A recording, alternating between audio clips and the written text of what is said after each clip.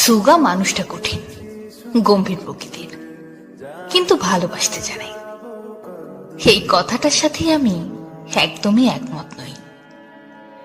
এই লোকটা কঠিন প্রকৃতির, এ কথা আমি মানতে নারাজ।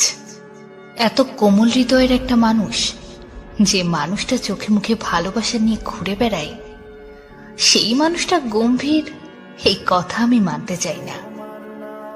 লোকটা চুপচাপ থাকে, ভালোবাসা প্রকাশ করতে চায় না। হয়তো চায় না, কিন্তু না চাইলেও প্রতিনিয়ত যে মানুষটার ভালোবাসা এমনিতেই চোখে পড়ে যায়, সে মানুষটা শক্ত প্রকৃতির হয় কি করে?